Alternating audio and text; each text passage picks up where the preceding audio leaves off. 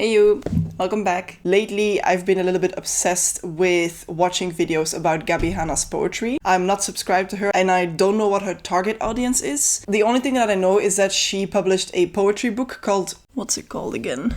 Adultolescence. First of all, that title, what?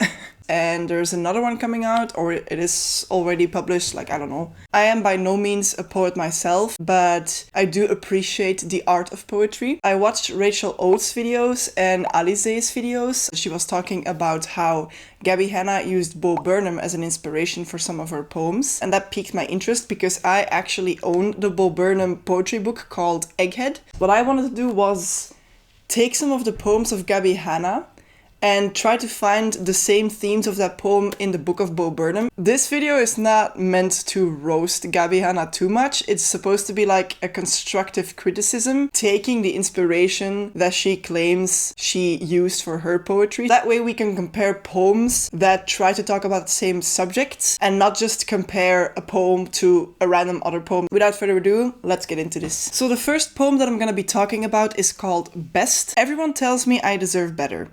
I know I deserve better, but I don't want better. I want you. She's not really giving me that much to unpack here. It's quite obvious what she's trying to tell us. She really just wants the person that she sees in front of her and she doesn't want to put any attention on what everybody else thinks. So the poem that I think would kind of match this poem quite well is the poem called You in Bo Burnham's collection. How, may I ask, did you get so you? How beautiful, true to you, doer. I've met many today, but I can honestly say that I've never met anyone you were. I think both of them are talking about the same thing. If we compare the two poems, I believe that Bo Burnham does this a little bit better. The poem of Gabbie is not the worst that I've seen, but it's a little bit boring, whereas the poem of Bo Burnham flows a little bit more. You know, when I was trying to recite it to you, very horribly, I liked how it felt in my mouth. You know, like sometimes when you're reading something and it just sounds very nice in your head, or when you're reading it to someone, you like what it does to you and it just rolls off the tongue, literally. And that's what I think this poem does a little bit better than the poem Best. Then we have two poems of Gabbie Hanna where she's trying to do a little bit of wordplay. This poem is just called Sad and the poem is Fide. So then if you put the title and the poem together, it's Satisfied. In her video, she also talked about how the poem Link in Bio was so special because it was like link in bio. I'm not sure about you, but I think it's very lazy. It doesn't tell me anything. It doesn't do anything for me. I don't think it's that innovative as she's making it out to be. I'll maybe compare it to some poems. I didn't find the exact theme of these poems because there is no theme. But I will share with you some poems from Bo Burnham's collection that I think kind of touch upon the same concepts of this one. Meaning it's a very short poem and it's supposed to give you something. It's supposed to make you feel something. I think Bo Burnham's poem Listen is quite a good match for this one. If you would just, you know, read it out loud without putting in the right intonation, it would say, listen, you're nothing special. But if you read it in a different way, it's listen, you're nothing special. Here he's kind of playing around with the intonation of just a single sentence, and I think that's quite cool. It makes you think about, okay, so am I supposed to now think that the person is not special, or is it the name special, so that means that actually she or he is? It kind of makes you think. Link in bio or Satisfied does not make you think. Oh, look, I made a wordplay. Ooh. I also found the poem, I believe it's called Relative, makes uses of homonyms. A word is not written the same, but the pronunciation is exactly the same. So when you use it in a poem, it might become a little bit more interesting. Time is relative. Beauty is relative. Family is relatives. I get what she was trying to do here, but in my opinion, it doesn't really work. While I was reading through the poem, she's kind of building something up, and then the punchline didn't deliver. A poem that does do that, in my opinion, is the poem Homonyms, literally, by Bo Burnham. Homonyms aren't fair. It's awful, it's tragic. I say I'm pulling out my hair, and they think I'm talking magic. And the illustration of this top hat full of hair really, really drives this point home. This is what is really well done in Bo Burnham's poetry. When he's talking about sadness or loneliness or depression, he doesn't shove it in your face. He tries to cover it in techniques, in interesting word use, in metaphors. And that's what I think she was trying to do with the whole relative thing. The homonym or the homophone, I'm not sure which one it is, does not work here. But in Bo Burnham's poem, it really does. And then another poem that I would like to match with the link in bio and satisfied poems is the poem just called Incomparable. You're incomparable. Like a... shit, like it's a very fun poem. It's very short. He also did this one in his show. So with a short poem, he tickled that little funny bone and he does something with it, and it's not always sad. And I've noticed that Gabbie Hanna really is a fan of her illustrations. I enjoy the illustrations as well. I think because she drew them herself, kudos to you, they're very pretty. But sometimes I feel that the illustrations don't do the poem justice, or the other way around. Sometimes they outshine the poem. A good example of that is the poem Pout. At first I read it completely wrong. I first read the two bubbles of the man and then the woman's, which I believe is an illustration of Gabbie, but I'm not sure. So the man says, life sucks, and the woman says, be grateful, you woke up this morning. And then he says, that's the worst part. So this is about quite a big illustration. I feel maybe that the illustration should have added something to the poem. I wanted to share with you this poem, which is a very short one of Bo Burnham's, and it's just called Fuck. And the poem is, fuck. The poem in itself wouldn't really do anything if it wasn't for the illustration. And it's an illustration of a vending machine where the chips bag that he was trying to choose is completely stuck. This is supposed to be very lighthearted. It's not supposed to be super deep. But I do believe that the usage of this illustration really added to the poem. Then we have the poem Sticks, and I actually kind of like this one. It's nice to read and it has a rhythm, but I do think it falls flat at a certain point. Sticks. You're a dimwit and nitwit, a half-wit and a dipshit, a peon, a moron, an utter bore and a yawn, imbecile, ignoramus. I'm not really sure what that means, I'm sorry. Vile, yucky, heinous, a nincompoop, a ninny, and absolutely cringy. You're a roly-poly fatty from all the things you've eaten. You're a jackass, an asshat, a nutcase, and a cretin. Numbskull, twerp, jack-off pleb, dunce, dweeb, dunderhead, bozo dork, buffoon, flop, stupid, smelly, useless mop. Hold on, wait, I'm not the type to call someone a dummy. To whom could I ever speak this way? Oh crap, I'm talking to me. I hope you felt this as well as I was reading through it. The first parts are kind of, there's a rhythm to it. It's nice to read, but then it falls flat at the end, like the rhythm is broken, and I didn't like that. In this poem, I felt like she started well, and this concept is an interesting concept. I just wish that she would have executed it better. If she had cut off a tiny part in the middle, I believe, and put some more effort into the rhyming in the last part, it might have been a very fun poem to read. In this poem, again, it's about Gabbie Hanna being misunderstood and people calling her names, and maybe she internalized it and maybe she thinks all these things about herself, but we're supposed to take pity on her, and I'm kind of tired of that whole shtick. And the poem that I would like to compare it to from Bo Burnham's collection is called Third Person. He's talking in the third person again. Look at him, talking to himself, about himself, as if he's talking to someone else about someone else. He's about to speak. Hey you! Wait, he can't do that. He can't address him as you. He is him. Hey you! Wait a second. Yes? They're trying to break the fourth wall in their own mind. The third person poem by Bo Burnham is very much breaking the fourth wall, as he's bound to do, and I enjoyed it. I really did enjoy it. Next poem I want to talk about by Gabbie Hanna is called Sleep. I like sleep, sleep is neat. If you're having trouble, count some sheep. I like sleep, sleep is sweet. Best of all, sleep is cheap. When I sleep, I can dream of cherry pie and Boston cream. When I sleep, I don't have to think. That's why I love my 8-hour blink. I only wake up to eat or pee, otherwise I'd sleep for eternity. Poem in Bo Burnham's collection that I thought matched this theme quite well was The Light. When I die, I hope I don't see a bright light. Those give me headaches. After a long life, I don't want to stare into the sun. I want a calm blackness, the same shade that coats the back of my eyelids. He's talking more about death, and Gabbie Hanna is talking about sleeping for eternity, but in my eyes, those are kind of the same. He uses more metaphors and he uses more observational poetry. He uses way more physical attributes in his poetry, and that's why I believe it works better. So this one kind of triggered me. It's a poem called Unexpected.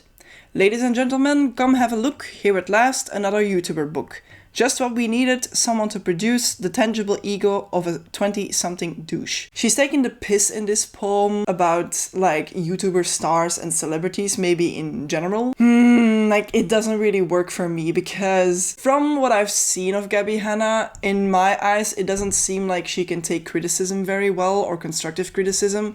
She always wants to defend herself. If she would have just come out and said like, hey man, you guys grilled me and you were right, and like kind of laugh along with it like, oh my god, yeah, that poem, that's true, like I rushed through that one and man, that was a bad poem. And just being able to, you know, admit that you're screwing up sometimes is very human and makes you very endearing. If you can say like, yeah, I really fucked up there, and you laugh about it, that makes you way more human and likable. People like Gabbie, they tend to defend themselves constantly and it gets tiring after a while. It's not helping you, it's not helping your image. No one owes you a good review. No one does. You are presenting your work to the outside world and you will be criticized for it. If you cannot handle that, then don't make any of those works again. The best artists are critiqued, like you say, like Quentin Tarantino and all of those people. They had to take a lot of criticism to get to where they were. And I fear that because Gabbie Hanna cannot take criticism well, she won't really get any better. Her immaturity is getting in the way of her really, you know, improving herself. But anyways, the poem that I wanted to compare to the Unexpected one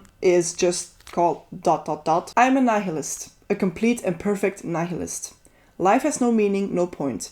Happiness is a chemical coincidence and nothing else. Still, else, though nothing to begin with. Value is a vast vault of black, a black that dictates lack. Oh, and that accidental rhyme just then meant nothing.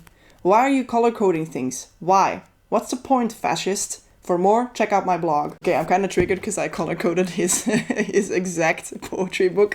Here he's also taking the piss with people that write blogs or people that are, you know, famous. His songs about country singing and his song Repeat Stuff is a good example of this, but I'm only gonna take the poetry book in account for this video. Go watch his shows because they're fucking amazing. He's not like, I'm not sure how to explain this feeling. This difference of feeling that I have between the two poems. There's an illustration of a mosquito there sucking blood out of someone's skin. He ends with for more check out my blog, which changes the complete poem. If you just leave out that sentence, it would be a completely different poem. And that's what I think makes this one better than Gabbie Hanna's. This poem was, I think, one of the worst. I'm not gonna lie, someone who's about to lie. I hate drama, a very dramatic person. I don't care what people think. An insecure individual. I'm not like other girls, a particularly predictable girl, and I would like a snack, me. From what I've seen, again from Gabbie Hanna, I believe that all of these sentences could be adapted to herself, and I'm not sure if she's really aware of this, that she's literally describing herself. Might have been intentional. The last one is like, I'm nothing like the other girls, like, I just want a snack, and I just want pizza, and I have this perfect figure all the time, like, oh my god, it's so... I really don't like it. I really don't. Let's take a poem from Bo Burnham that literally talks about that same concept, difference. Although there's many different brains, with different stories, different names, different isn't safe like same, so same makes most take safer aim. Who needs those same old fakes? Today that same old lame mold breaks. I'm me, meet me and see what a difference makes. He's also talking about how he thinks he is quite different from the other people, so he's like this special snowflake. There's again like this rhythm in this poem that makes it easy to read and also fun to read. It doesn't translate as pretentious. I do appreciate the format that she used to use some quotes and to, you know, put the name of the person, you know, saying those things, but I just feel like it doesn't really land. It doesn't land, especially with the last one. Like, I think if there would have been another sentence in there, something that addresses all of the above sentences, for example, I take constructive criticism or something, and then me. That would have been like an interesting self-observation of Gabbie. This is another poem that talks about how You're not supposed to be perfect and you can just be happy with who you are. Don't worry about who you should be. You don't need to be ashamed. You're perfect in the way that no one's perfect. It's okay not to be okay. I found a poem that exactly matches the theme that she's trying to portray here, which is that perfect is just a mental construct and it's okay if you don't live up to that expectation. In Bo Burnham's book, it's called Perfect. I love you just the way you are, but you don't see you like I do. You shouldn't try so hard to be perfect.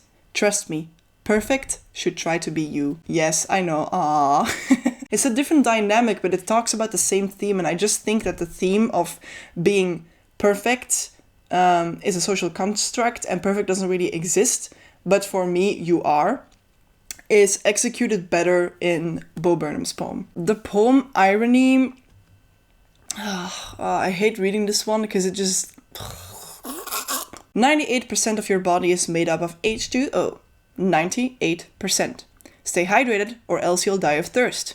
But did you know that you can also die from drinking too much water? It's called water intoxication. Google it, bitch. This thing that you literally need to keep you alive will literally kill you. 98% of you will turn on you in a second. Water is the reason I have trust issues. There's not really that much thought put into this as a poem. This could have just been a tweet. She's talking about trust issues, trust in her own body, in herself, I guess, is what she's trying to portray. Like not trusting your own emotions, not trusting yourself, which is the water, maybe. Poem that I found that kind of talks about that, like not trusting yourself to do anything right, is the poem Walk With Me. Walk with me now if you would or wouldn't mind. Or would mind not walking someone as I would. Speak to me now if you must, or mustn't be quiet, or must have forgotten something important, as I must have.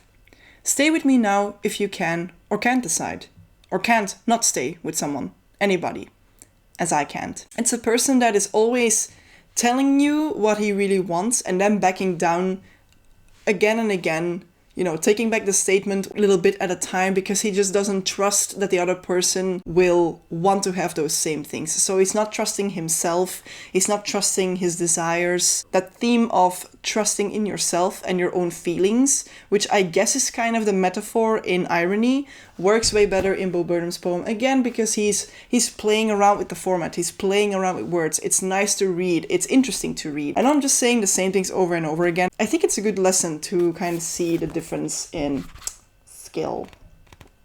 No tea, no shade. There's 3 more poems to go through. I don't even want to read this poem because I know that it's just boring.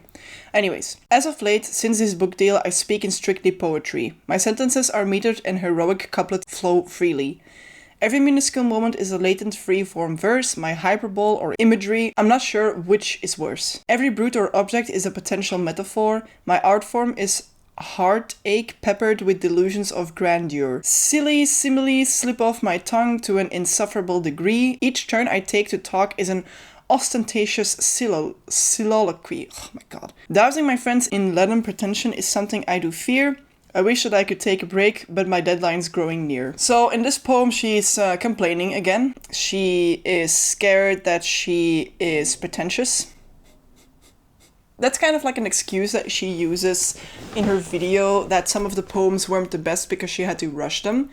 And although I do understand that deadlines are scary, each and every one of us with a job has deadlines. You just need to do your best to get the job done. And the poetry that I've read up until now was very lazy and badly written. I'm sorry. Okay, I'm just gonna read the poem from Bo Burnham that I think matches this because I'm gonna go into a rant if I don't. That feeling that she wanted to convey can be done way simpler. And Bo Burnham's poem is a good example of that. I need to make this hour last, so attach a beach to the top of my hourglass. I feel that sense of urgency, that sense of I don't want my time to be over, is conveyed way better in this. And it's, again, using interesting words, interesting, metaphors. A comment that I saw on, I'm not sure which video it was. I think it was a Rachel Oates video by someone named Wizard. I feel Gabbie would have benefited from what my college English professor taught me. Bad poetry uses the intangible to describe the tangible. Good poetry uses the tangible to describe the intangible. Bo Burnham uses the metaphor of an hourglass and a beach, which are 2 tangible things, to describe The sense that time is running out and he would like to have more time. This is a very long poem. She uses a lot of words and she wants to convey the sense that her time is running out, which doesn't work. Props to you, Gabbie. It is a good theme. You can really do something with this and it gives us insight into how you were feeling when you were writing this book. That I do commend, okay? But I feel like this poem kind of defeats that sense because you're making it so long and so complicated, which in my opinion, this poem probably took you a lot longer to write. And then at the end, you're saying that you don't have enough time. Maybe Gabbie should have, split up this poem into 2 different ones. One that she's speaking in poetry and that she now kind of can get out that mindset. And the other one being the sense of urgency. Maybe that would have worked better. I don't know. Her poem called Cut has caused a little bit of controversy. I've seen in some other videos that this poem particularly triggered some people. Her hand trembled around the sharp cold metal as she looked at her distorted face in the mirror. Just do it, she told her reflection. Don't do it, her reflection replied. Come on, pussy, she shouted at the glass. You're going to regret this, you always do, the glass warned back. No one gives a shit if I do it, she reminded them both. This is a permanent decision based on temporary emotion. Okay, the mirror pleaded. Hair grows back, dumbass. Snip. The metaphor in here is... So she's trying to build up that someone is gonna hurt themselves and then afterwards, she's just cutting her hair. And it's like a haha, diverting expectations. So edgy, so cool. It's not a bad poem, but also the wording that she uses, like that this is a permanent decision based on temporary emotion. Oh my god, that's not how you talk, I'm sorry. The poem that I would like to compare to Cut is this one. It's called Ashley. Little Ashley hung magazine spreads on her wall after picking the magazines out in the mall. Models and actresses, singers and more, with cleavage and makeup and glamour galore. All of her heroes were finally nearer. Her whole room looked perfect, except for the mirror. This is comparable to his song Repeat Stuff. Those girls are paying celebrities to tell them that they love you, but they also make you very subconscious by having these magazine spreads and this like perfect ideal how you should be. And for a young impressionable girl or boy, that's very difficult to deal with sometimes. In Gabbie's poem, she wanted to trick the reader in the beginning. Like, it's almost dismissing the severity of that problem a little bit of self-harm. I'm not one to take offense easily to things, so I was just like, oh, whatever, it's just, trying to divert expectations, but it didn't land well. Other people take, like, a lot of offense to this one, and I understand why. It's not tasteful at all, it's not handled in the right way, but Bo Burnham is a comedian and he understands how to convey a certain emotion without offending people. The last poem that I would like to talk about by Gabbie Hanna is Inspired. The next poem you're about to read is Because It Suddenly Came to Me. I hopped out the shower soaking wet to write it down before I could forget. So I really hope you like it, because I just lost my security deposit when I drenched my brand new carpet so you could read it and think, fam, this is lit. Hope the next page was worth the compromise of shampoo running into my eyes. Okay, thank you, Hannah, for like completely sacrificing yourself for this artwork. Okay, so the theme here is that you're sacrificing a little bit of yourself to be able to make a little bit of art for us, the consumer, to have. Okay. Cool theme, cool idea. Again, I commend you for that. Take that with another poem that has the same concept of like, the next page of the book is, related to the other one. I'll just read it, then you can understand. It's called I Can't Stand Trees. I can't stand trees. They're a bit too theatrical. They act all dramatic, no static, all radical. All, hey, look at me. All, hey, I'm a tree. All, hey, stump boy, do you like what you see? And I reply, no, you limp-limbed lug. You winter leaflet littering bug. With towering branches and cowering roots, devouring sunshine and showering fruits. It's a war they want? Then a war I'll wage. I'm writing this on paper, just to waste a fucking page. He's using the complete book as a tool to really, really play with the format of poetry. There's another example. I didn't really categorize this for this book, but just for the sake of doing it. Here, this poem is called Wind, and it goes, I wrote down the words that I needed to say, but a wind came through and blew them away. And he made the wording like this. You see, it's kind of like literally blowing the words away into the page. He not only tried to play with wording and sentences, but he also played with the book, and he used the book as a tool to make everything even more special and funny. So those were all the poems that I wanted to talk about, and if there's something you should take away from this, it's this. Gabbie Hanna and Bo Burnham are two completely different people. If you're taking inspiration from someone, I expect you to understand their complete style. He's very self-aware. He can convey emotions without literally spelling it out for you. Just to illustrate what Bo Burnham can do with just a few sentences, I don't think that I can handle this right now. Look at them. They're just staring at me like, come and watch the skinny kid with a steadily declining mental health and laugh as he attempts to give you what he cannot give himself. That's the most amazing paragraph that I've ever heard in a song, let alone a comedy show. And it's kind of unfair of me to compare Gabbie Hanna to Bo Burnham because they're, as I said, completely different people. If you're gonna pretend like you're a poet and an artist, then you also need to take the criticism. But it just seemed to me in your video that you were trying to defend yourself constantly. On the one side it's a light read, but on the other side there's so many puzzles that you have to solve and blah blah blah blah. I've been in film studies. Some of my films fucking sucked, and when I was grilled on it I was like, yes, but it's trying to explore this emotion and blah blah blah. And I just had to learn that if you don't show it to the viewer, it's not explained well. It's okay to make mistakes, but what's not okay is to try to continue to defend yourself when obviously some of the things that you've created are shit. It's safe to say I believe that Bo Burnham grasped the concept of what you can do with poetry better than Gabbie Hanna, but I hope that she will do better in the next one and that she will kind of learn from this experience more instead of always, you know, putting up that defense, because it's not healthy for her, and I hope that she can see that. So thank you for watching. I'll see you in the next one. Bye!